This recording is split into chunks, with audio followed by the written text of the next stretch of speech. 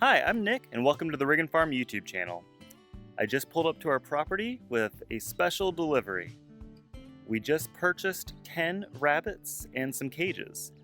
My original plan was to set up their cages underneath the tarp that we had set up for a water catchment system in the garden because it would be shaded and they'd be protected by the electric fence. It must have rained pretty hard last week because when I got up here, the gazebo that we have set up to shade us when we take a break from working in the garden, as well as the water catchment system we set up last time, were completely destroyed. I don't really know what I'm going to do to shade the rabbits now.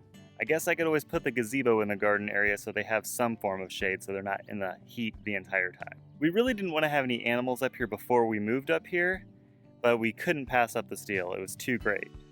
We set up what we thought would be a really good water catchment system. I didn't get any video of it when we put it up because we were busy doing other things. We had a 9x12 tarp draped over 4 T-posts. We had a hole cut into it where the water would all collect and flow into the water container. Well, I guess the last rainstorm tore it down. This heavy-duty tarp is not so heavy-duty. The gladiolas are still alive. The dahlias seem to be doing okay for the most part. I'm not sure what Ashley planted over there, but it's alive, so that's a plus. Several things over here died. A couple things are still holding on. The canopy we have set up that we use to shade ourselves and the kids when we're up here working in the garden, it was pretty messed up when I got here. The rain was too much for it. It's rained a bunch before, but I guess the rain was really hard because it completely ripped it and shredded it. It bent the metal frame. It's pretty messed up. We do have some tomatoes, so that's exciting. The clementines have some fruit on them. And I'm not sure what this one is here, but it has a couple fruit. I'm not sure if this one's supposed to be this color. My guess is no. Not all of them have survived, that's for sure. Pepper plants seem to be doing pretty well.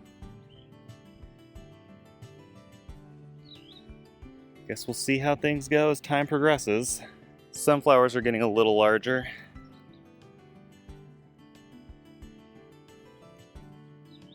Pretty small compared to what I thought they would be at this point in time. Still have some corn growing. It's also not as big as I thought it would be at this point.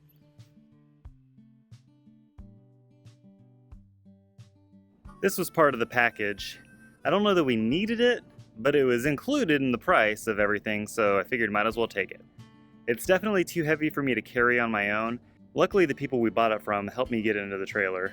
It was loaded upside down, so I was able to kind of rotate and flip it out and kind of shimmy it over there next to the shipping container for now. Here are the other cages. I'm guessing that water catchment system failing is probably a bit of a blessing in disguise because I can use that tarp to drape over them and keep them shaded, because that is more important to me than catching water at the moment.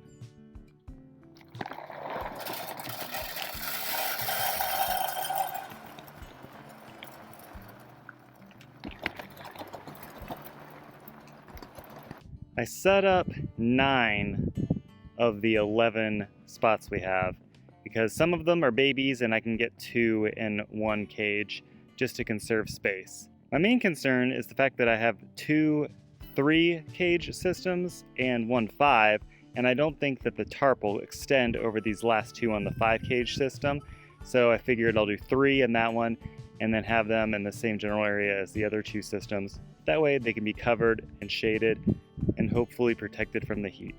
I used an entire 20-pound bag of food, and honestly, I could have probably used another couple pounds just to have all of the feeders completely topped off.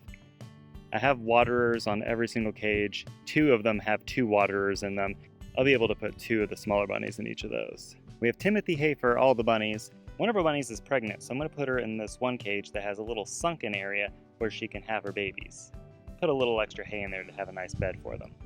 It's really hot and sunny today, so it's been quite a workout. Bringing these cages up here, bringing the food, the waterers, the feeders, all that stuff. It'd be nice if the tractor was here so I could have loaded everything up into the bucket and just brought it up here like that. Probably wouldn't feel like I'm about to die if that was the case. And now for the main event. Let's go get the bunnies out of the car and bring them up here and put them in their cages. So here they are. I transferred them in this cat kennel because that's all we had. It's a little tight for them and they're probably not happy, but I'll get them into their cages right now. Here they are.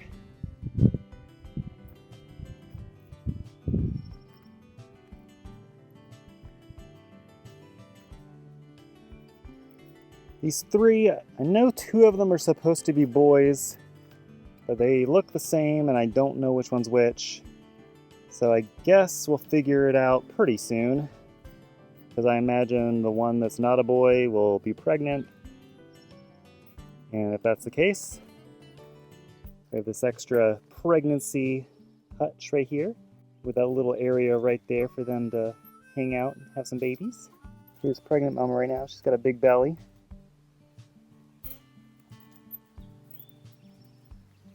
Got 3 albinos.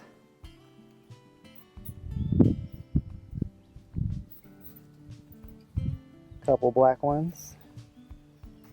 And this other one that's black and white, like the mama.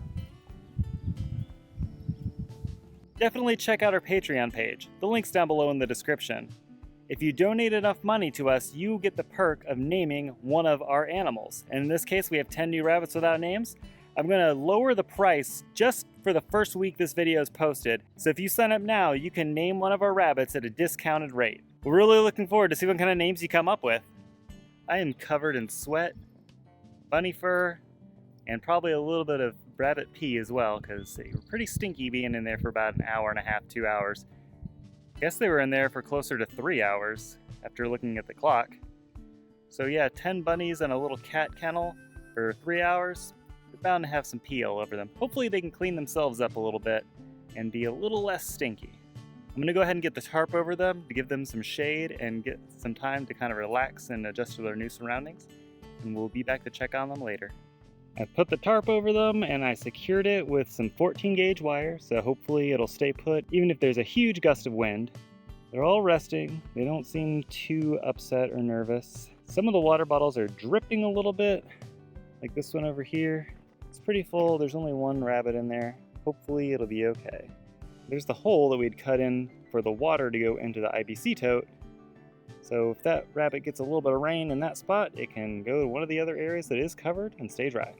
I am absolutely exhausted and I ran out of water, so I need to get out of here and stop at the nearest gas station and get a refreshing beverage to cool down before I dehydrate and pass out. Thank you so much for watching this video. Make sure you subscribe if you haven't already to follow along on our rabbit journey, as well as everything else that happens here on Riggin Farm. We'll see you next time.